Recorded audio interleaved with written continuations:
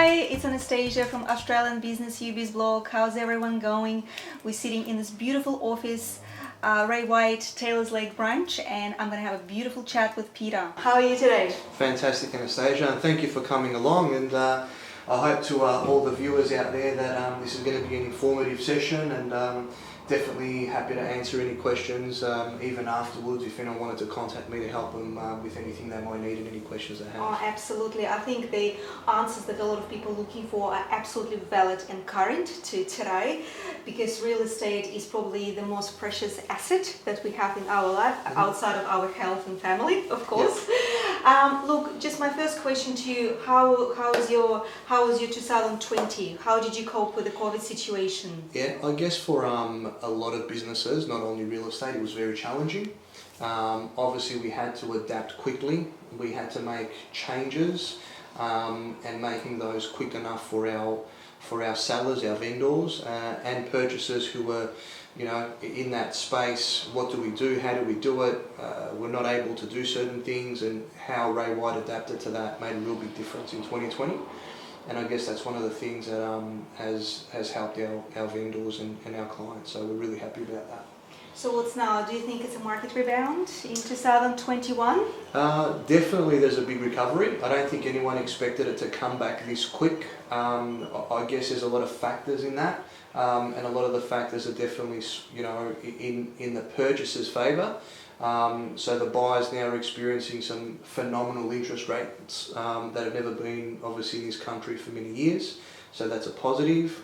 There's obviously tax benefits. There's been benefits around stamp duty savings.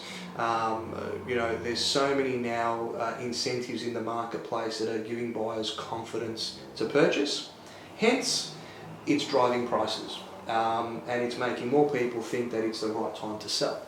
So I think it's positive all round. All right, Peter, so we're talking about opportunities right now. So it's a time of opportunities for people to sell or buy. Yeah, definitely. So what is it? Is it a buyer market or seller market? How would you differentiate these two in terms of opportunities? Well, look, you can look at that in two separate ways. But right now, I guess there isn't a lot of properties for sale. So the ones that are on the market are definitely achieving, far beyond vendors' expectation. And because of also that supply and demand curve, it is putting, unfortunately, a lot of buyers under a pressure situation where, there's more competition. Yep. So you can look at it in both ways, but I'd probably say it's more swayed towards a seller's market. So if you were thinking about selling over the next 1 year, 2 years, or try to bring it forward as soon as possible to really take advantage of all the government benefits that are provided to the buyers to transact at the moment. Okay. And basically with the selling the property, right, so you're saying it's more opportunity for seller right now. Is there an increase in the property market? Like, for example, I want to sell the property, say it's $500,000. Do I, as a seller, expect to have a little increase when I sell? I guess the media does a really good job of that. And the media right now is something that is really fueling, I guess, that sentiment. And a lot of it is around that, so many properties are exceeding above vendors' expectations. So it's only normal that, you're going to feel the same way. And if the average or the norm right now is, 5 or 10% more, you're going to be expecting that. Okay, that's fantastic. That's good news for sellers. It's a fantastic news for sellers. Does it? Can we talk about variety of properties? We're talking. Is it the same across apartments, houses, commercial property, or it comes to a particular type of property? I guess this is where COVID has had an impact, and a positive one in, I guess, residential home sales. It's probably, we could see in the city that there are quite a few apartments that are taking a little bit longer to sell. There's a lot more vacancies. The rental market is starting to obviously take a little bit of a hit south.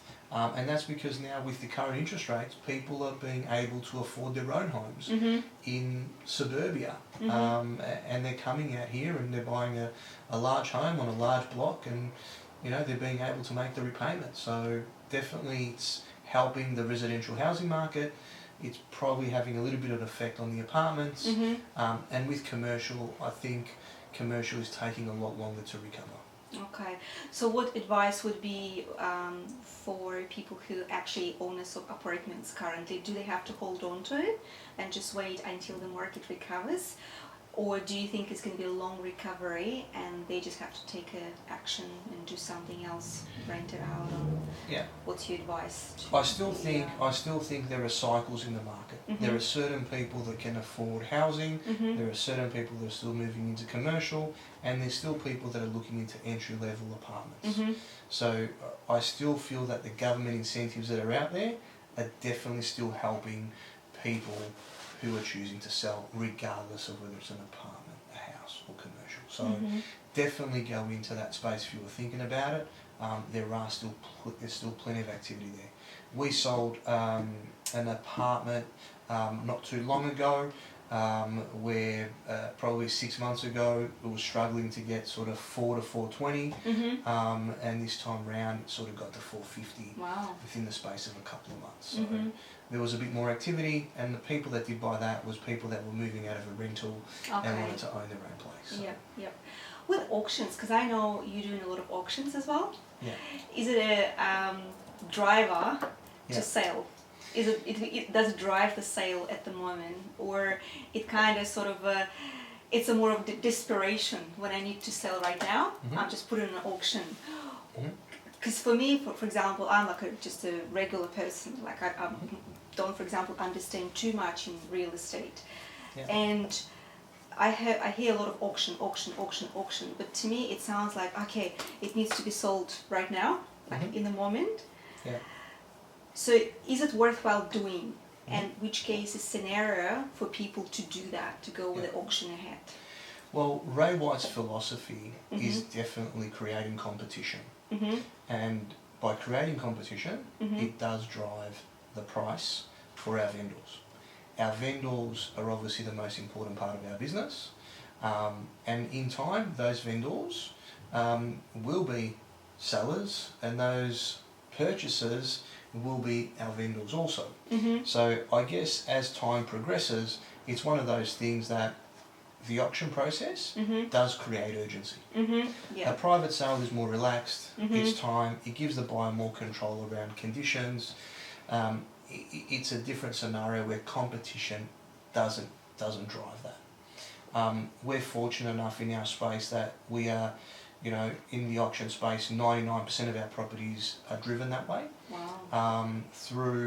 During COVID, we moved our whole on-site auctions or in-room auctions straight onto the online portal. So we were running virtual auctions through COVID. Fantastic. Yeah, we had approximately through COVID and the lockdowns, approximately about 48 roughly auctions, and we sold close to 42 out of the 48. Wow. So fantastic. it was definitely the driver of our business. It definitely helped our vendors even achieve some phenomenal results even during COVID. Now that we're out of it, again we're back on site on the pavement, but we're also into the in-room space. We had an in-room event on Wednesday night. We had 5 auctions. We sold 4 out of the 5, all exceeding reserves by an average of 8 to 10%. Fantastic. So I guess the auction process is one not of desperation, but one of creating competition and urgency. Fantastic. So that the competition can create and drive the price for our vendors. Is it obviously, it's kind of part of the Ray White kind of strategy across all branches? It's the Ray White philosophy. And I guess the philosophy is one where if you are thinking of selling, you don't want to give it away. You never get a record price on a private sale. I haven't seen one. And I think we have to protect and do the right thing by our vendors. And the auction process provides that for them for a number of reasons. That's fantastic. That sounds very interesting. So just a bit of a more personalization. I always ask the same question to everyone, and I don't want to, miss this opportunity since Okay. I've got you here. All right, put me Obviously, on the spot now. I can see your passion, like you're Yeah. passionate about the business, and I think for a lot of people it's very, very important to have a professional who's passionate about the business. Not just to sell, but it's also big personalized, big customization. That's Yeah. what it's all about. Where this passion came from? How did you start this? Okay. I guess the one thing that a lot of people mistake is real estate is not about property. Mm-hmm. It's really about people. Okay, that's interesting. People buy off people. Yeah. Relationships are created over time, and frequency builds a trust. So the more relationships you have, the more you nurture them, the more you do the right thing by people, then people will preference you to be their representative in whatever they choose to do if they trust you and they know that you're a profession and have experience in a certain industry. Yeah. People now are really wanting to go to the know-to person, the know-how person. There is no time to just take a punt or a risk on something or someone you don't know or you haven't been recommended to, or they're not customer focused. So I believe if you think, and this is what we drives our business, is that it's all about customer satisfaction, Mm-hmm. customer focus, Mm-hmm. do the right thing by your client, keep helping them outside of real estate. Yeah. And if they choose to sell, Yeah. That's they it. know where to go. You don't have to tell them what you do anymore. Everybody knows. Mm-hmm. And just like today on this, media platform, more people will get to know. And, there's no more secrets now. So basically, your clientele is a referral, or you were talking about online now, and this is what I wonder. It's probably part of your top 5 points of differences in your business, because Ray White is huge, right? Like everybody knows Ray White, but can you just name and tell me 5 points of difference why I should come to Ray White, or why I should come to you? I know why by now, but people who maybe will get to know you, they want to hear that. So 5 points of difference, go. I guess putting you on the spot right now, Yeah. I think this whole interview or this whole discussion that we've had around this, there's quite a number of key points. You already And mentioned them. And I'll touch on them again. I think the most important one is if you do the right thing by people and you genuinely want to help them, I think being customer focused is probably our number one point of difference. A lot of agencies or agents think about the transaction, think about the sale, think about the commission. And right now you can smell the commission breath on 80% of the marketplace. And it's unfortunate that, that agents are doing that, because there's 20% of some really good operators who are genuine and care about people, but unfortunately there is a stigma created across the industry for the others that only think about the fancy cars, the nice suits, which dinner we're going to go to, how much money we're going to spend, the bling and the glamour that's out there. And that's probably wrong. I think that, all these things come in time if you do the right thing by people. But you don't need to also go out there and show people and put them in a position to make them feel inferior or disadvantaged with what you do. But some people now, as you see in social media, all the stories and everything that's up there is about, look at me, look how good I am, look what I'm doing. Where with us, I think we've got a different mentality. The mentality from us is we don't need to show that. We will just do the right thing by people and let people talk about us. You're great. And that's reflective on our Google reviews. That's reflecting on our social media, on our Facebook pages, on the content that we send out to our clientele, the technology that we use. By the way, with technology, it's a very interesting question. Obviously, COVID-19 pushed that technology boom. The more technology we're using now, everything is all online.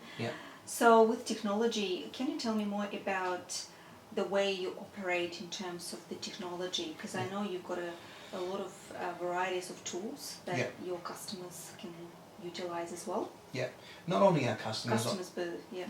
I think also our people that are in our business.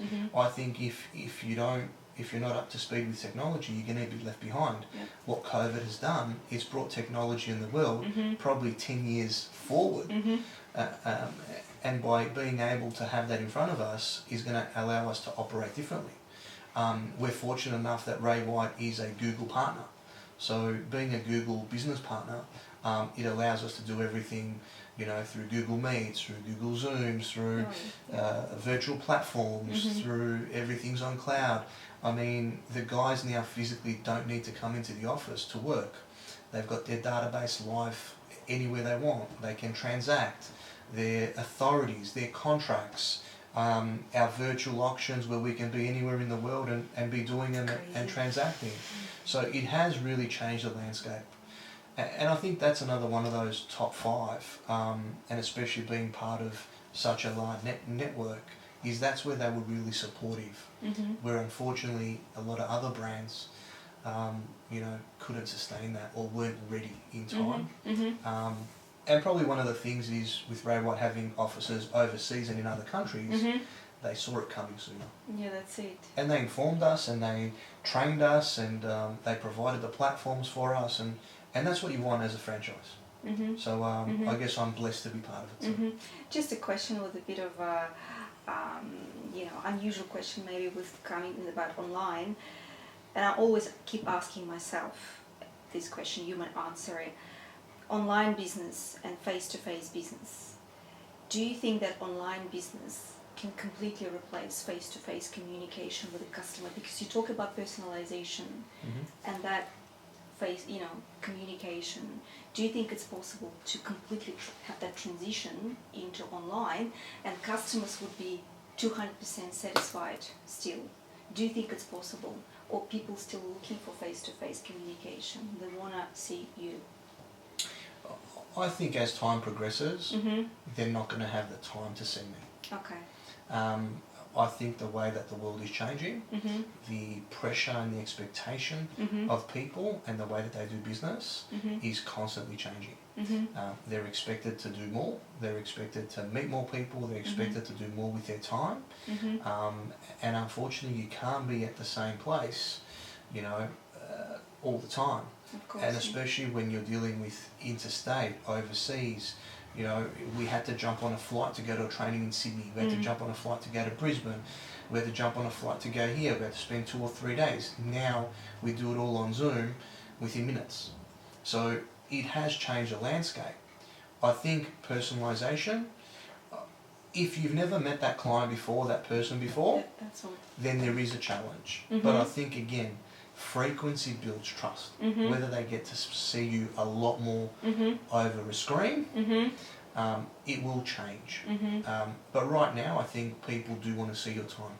People think that if you're coming to see me, then you've set time and you've personalised it for me and you care more.